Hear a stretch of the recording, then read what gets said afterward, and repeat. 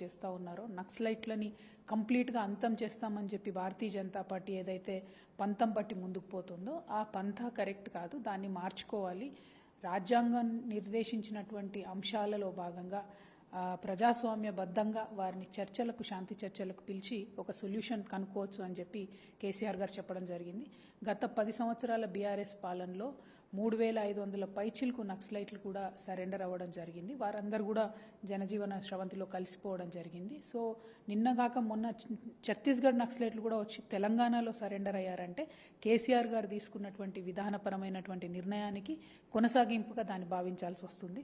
ప్రధానంగా ఇవాళ ఛత్తీస్గఢ్లో ఆపరేషన్ కగార్ జరిగే చోట అది నక్సలైట్లు చనిపోయినా, మన పోలీసు వాళ్ళు చనిపోయినా, జవాన్లు చనిపోయినా, ఆదివాసీ మహిళలు కానీ ఆదివాసీ యువజనులు మరణించినా కూడా చనిపోయేది అందరూ కూడా మన దేశం వాళ్ళే. కాబట్టి ఒక సానుకూలమైనటువంటి వాతావరణంలో కేంద్ర ప్రభుత్వం ఆలోచన చేయాలి, చర్చలకు పిలవాలి. చర్చలకు నక్సలైట్లను పిలిచేటటువంటి క్రమంలో అన్ని రాష్ట్రాలు, ఈ రెడ్ కారిడార్లో ఉన్న అన్ని రాష్ట్రాలు, అక్కడ ఉండేటటువంటి అన్ని పొలిటికల్ పార్టీస్ని కలుపుకుంటే రేపు పొద్దున ఈ సమస్య పునరావృతం కాకుండా ఉండేటటువంటి ఆస్కారం ఉంది. కాబట్టి కేంద్ర ప్రభుత్వం తక్షణమే నక్సలైట్లను చర్చలకు పిలవాలని చెప్పి నేను కోరుతా ఉన్నాను. ఆపరేషన్ కగార్ కూడా నిలిపివేయాలని చెప్పి కూడా కోరుతా ఉన్నాను.